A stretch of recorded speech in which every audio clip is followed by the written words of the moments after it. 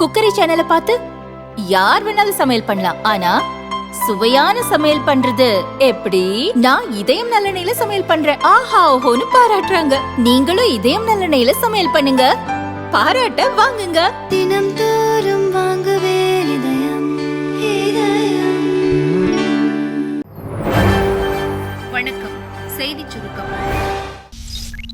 மாணவியை வன்கொடுமை செய்த பிரியாணி கடைக்காரர் கைது. சென்னை கிண்டியில் உள்ள அண்ணா பல்கலைக்கழகத்தில் கன்னியாகுமரியைச் சேர்ந்த மாணவி ஒருவர் 2ஆம் ஆண்டு இன்ஜினியரிங் படித்து வருகிறார்.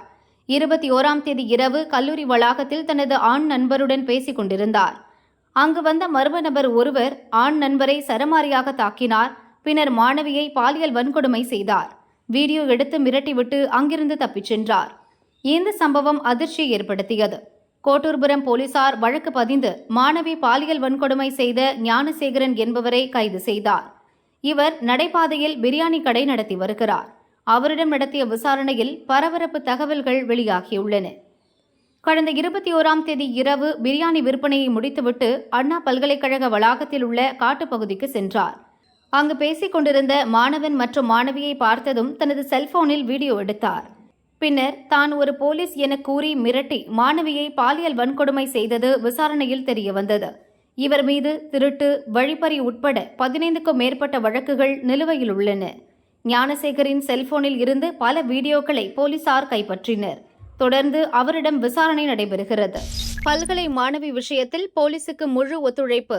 பதிவாளர் அறிக்கை. சென்னை அண்ணா பல்கலைக்கழக கிண்டி பொறியியல் கல்லூரியில் பயிலும் மாணவி ஒருவர் ராஜா அண்ணாமலைபுரம் அனைத்து மகளிர் போலீசில் செவ்வாயன்று இரவு புகார் ஒன்றை அளித்துள்ளார். தனது ஆண் நண்பருடன் கல்லூரி வளாகத்தின் பின்புறம் பேசிக் கொண்டிருந்த போது அடையாளம் தெரியாத நபர்கள் நண்பரை தாக்கிவிட்டு தன்னை பாலியல் சீண்டலுக்கு முயன்றதாக அதில் குறிப்பிட்டுள்ளார். இந்த புகாரின் பேரில் போலீசார் உரிய வழக்கு பதிந்து தீவிர விசாரணை நடத்தி வருகின்றனர். இது தொடர்பாக அண்ணா பல்கலைக்கழக உள் புகார் குழுவின் விசாரணையும் நடப்பதாக பல்கலை பதிவாளர் பிரகாஷ் தெரிவித்துள்ளார். போலீஸ் விசாரணைக்கு முழு ஒத்துழைப்பு வழங்க வேண்டும் என்று உயர்கல்வி அலுவலர்கள் அறிவுறுத்தியுள்ளனர். அதன் அடிப்படையில் பல்கலைக்கழக நிர்வாகம் விசாரணைக்கு முழு ஒத்துழைப்பு அளித்து வருகிறது. பல்கலைக்கழக வளாகத்தில் பாதுகாப்பு பணியாளர்கள் எப்போதும் பணியில் ஈடுபட்டுள்ளனர். சிசிடிவி கேமராக்களும் பொருத்தப்பட்டுள்ளது. இருப்பினும் இந்த விரும்பத்தகாத சம்பவம் நடந்துள்ளது. இதுபோல் மீண்டும் நடக்காமல் இருக்க பல்கலைக்கழக அளவில் செய்ய வேண்டிய கூடுதல் பாதுகாப்பு நடவடிக்கைகள் எடுக்கப்படும். அண்ணா பல்கலைக்கழகத்தை பொறுத்தவரை அனைத்து மாணவர்களின் பாதுகாப்பும் எப்போதுமே முன்னுரிமையாக உள்ளது. குற்றவாளிகளை விரைவில் கண்டறிந்து கைது செய்ய அனைத்து முயற்சிகளும் மேற்கொள்ளப்பட்டு வருவதாக போலீஸ் உறுதியளித்திருப்பதாகவும் பதிவாளர் பிரகாஷ் கூறியுள்ளார். கென் பெத்வா நதிகள் இணைப்பு அடிக்கல் நாட்டினார் மோடி. 45,000 கோடி ரூபாயில் முதல் திட்டம். மத்திய பிரதேசத்தின் கஜுராகோவில் நடந்த அரசு நிகழ்ச்சியில் முன்னாள் பிரதமர் வாஜ்பாய் நூற்றாண்டு சிறப்பு தபால் தலை 100 ரூபாய் சிறப்பு நாணயத்தை பிரதமர் மோடி வெளியிட்டார். மத்திய பிரதேசம், உத்தரப்பிரதேசம் இடையே பாயும் கென் பெத்வா நதிகள் இணைப்பு திட்டம், மிதவை சோலார் மின் உற்பத்தி திட்டம், 1153 கிராம சேவை மைய கட்டடங்கள் உட்பட பல்வேறு திட்டங்களுக்கு அடிக்கல் நாட்டினார். கென் பெத்வா நதிகள் இணைப்பு திட்டத்தின் மூலம் இரு மாநிலங்களைச் சேர்ந்த லட்சக்கணக்கான விவசாயிகள் பலனடைவர் என அரசு அறிவித்துள்ளது. தேசிய நதிநீர் இணைப்பு திட்டத்தின் கீழ் நாட்டிலேயே முதல் முறையாக இரு மாநிலங்களுக்கு இடையிலான நதிநீர் இணைப்பு திட்டம் துவங்கி வைக்கப்பட்டுள்ளது. வாஜ்பாயின் கனவு திட்டமான நதிகள் இணைப்பை நனவாக்கும் வகையில் மத்திய, மாநில அரசுகள் இணைந்து கென் பெத்வா நதிகள் இணைப்புக்கான திட்ட அறிக்கை தயாரிக்கப்பட்டது. 44,650 கோடி ரூபாய் மதிப்பிலான இந்த திட்டத்தை தேசிய அளவிலான நதிநீர் இணைப்பு திட்டத்தின் கீழ் செயல்படுத்த முடிவு செய்யப்பட்டது. இதன்படி கென் நதியின் குறுக்கே பிரம்மாண்ட அணை கட்டப்படும். கென் பெத்வா நதிகள் இடையே 221 கிலோமீட்டர் நீளத்திற்கு கால்வாய் அமைக்கப்படும். கென் நதியிலிருந்து பெத்வா நதிக்கு உபரி நீர் திருப்பி விடப்படும். இரு நதிகள் இடையே கட்டப்படும் புதிய அணையில் தேக்கப்படும் நீரால் மத்திய பிரதேசத்தில் 8 லட்சம் ஹெக்டேர் விவசாய நிலத்திற்கு பாசன வசதி கிடைப்பதுடன் 2000 கிராமங்களில் உள்ள 44 லட்சம் பேருக்கு தடையின்றி குடிநீர் கிடைக்கும். 103 மெகாவாட் நீர்மின் உற்பத்தி, 27 மெகாவாட் சோலார் மின் உற்பத்தி செய்யப்படும். அதேபோல் உத்தரப்பிரதேசத்தில் 2.5 லட்சம் ஹெக்டேர் விவசாய நிலத்திற்கு பாசன வசதி கிடைப்பதுடன் 21 லட்சம் பேருக்கு குடிநீர் கிடைக்க வழிவகை செய்யப்படும். இரு நதிகள் இடையே கட்டப்படும் கால்வாயை ஒட்டிய கிராமங்களில் உள்ள நீர்நிலைகள் எப்போதும் வற்றாத வகையில் நீர் நிரப்பி வைக்கப்படும். இதனால் புந்தேல்கண்ட் பகுதி முழுதும் எப்போதும் பசுமை நிறைந்ததாக இருக்கும் என அரசு தெரிவித்துள்ளது. இந்த நிகழ்ச்சியில் மத்திய பிரதேச கவர்னர் மங்குபாய் பட்டேல், முதல்வர் மோகன் யாதவ், மத்திய அமைச்சர் சிவராஜ் சிங் சௌகான் உள்ளிட்ட தலைவர்கள் பங்கேற்றனர். நிகழ்ச்சியில் நீர் மேலாண்மை, நீர் வளத்தை பாதுகாத்தல், நதிகள் இணைப்பின் முக்கியத்துவம் குறித்து பிரதமர் மோடி பேசினார். இடஒதுக்கீடு பற்றி காங்கிரஸ் பேசலாமா? இளம் எம்பி சாம்பவி கர்ஜனை. நாட்டின் அரசியல் சாசனம் ஏற்கப்பட்டு 75 ஆண்டுகளாவதையொட்டி சமீபத்தில் நடந்து முடிந்த பார்லிமெண்ட் குளிர்கால கூட்டத்தொடரில் இரு சபைகளிலும் சிறப்பு விவாதம் நடந்தது. லோக்சபாவில் நடந்த சிறப்பு விவாதத்தில் 14ஆம் தேதி லோக் ஜனசக்தி கட்சியைச் சேர்ந்த இளம் எம்பி சாம்பவி சௌத்ரி இடஒதுக்கீடு, மதசார்பின்மை பற்றிய காங்கிரஸ் ஆட்சியாளர்களின் செயல்பாடுகளை கடுமையாக விமர்சித்து பேசியது இப்போது வைரலாகியுள்ளது.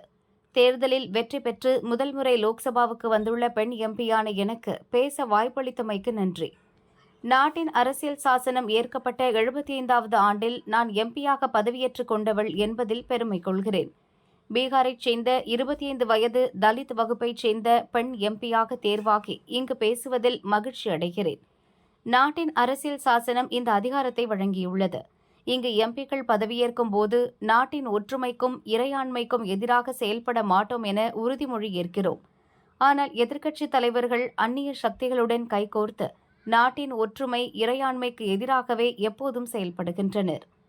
பிரதமர் மோடியின் ஆட்சி காலத்தில் FDI எனப்படும் அந்நிய நேரடி முதலீடுகள் அதிகரித்துள்ளன.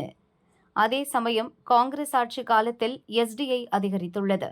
இதில் S என்பது என்ன என்று நான் நேரடியாக சொன்னால் இங்கு அமளி ஏற்படும். எனவே அதற்கான அர்த்தத்தை நீங்களே புரிந்து கொள்ளுங்கள். அரசியல் சாசனம் என்பது ஒருவரின் கையில் இருப்பதல்ல, அது மனதில் இருக்க வேண்டிய ஒன்று. 2008இல் இதே சபையில் அரசு மீதான நம்பிக்கை ஓட்டெடுப்பில் பணம் விளையாடியது. எமர்ஜென்சி காலத்தில் நடந்த கொடுமைகள் நாம் அறிந்ததே.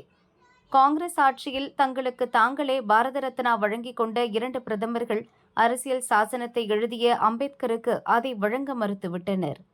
காங்கிரஸ் ஆட்சியாளர்கள் எப்போதும் இடஒதுக்கீட்டிற்கு எதிராகவே செயல்பட்டுள்ளனர். முன்னாள் பிரதமர்கள் நேரு, இந்திரா, ராஜீவ் ஆகியோர் இது பற்றி நேரடியாகவே கருத்துக்களை தெரிவித்துள்ளனர். அவர்களது ஆட்சி காலத்தில் நடந்த மத கலவரங்களை சொல்லி மாளாது. இவர்கள்தான் இடஒதுக்கீடு பற்றியும் மதசார்பின்மை பற்றியும் பாடம் எடுக்கிறார்கள் என்றும் சாம்பவி பேசினார். தமிழகத்தில் கஞ்சா விற்பனை சிறு தொழிலாக மாறிவிட்டது. காவல்துறையினரும் உடந்தை. அன்புமணி. தமிழகத்தின் அரசியல் புள்ளிகள் கனிம வளங்களை லாரி லாரியாக கேரளாவுக்கு கடத்துகிறார்கள். இயற்கை வளங்களை மலை மலையாக அழிக்கிறார்கள். இதை ஆட்சியாளர்கள் கண்டுகொள்வதில்லை. இதுதான் திமுகவின் திராவிட மாடல் ஆட்சி என்று பாமக தலைவர் அன்புமணி கூறினார். அணு கனிம சுரங்கம் கிள்ளியூர்ல, இது இந்தியன் ரேர் எர்த்ஸ் லிமிடெட் என்ற மத்திய அரசு நிறுவனம் அங்கே ஒரு ஆலை வைத்திருக்கிறது. அங்கே ஆலைக்காக அந்த ஒரு சுரங்கத்தை 1140 ஏக்கர் பரப்பளவில் எடுக்க திட்டமிட்டிருக்கிறது.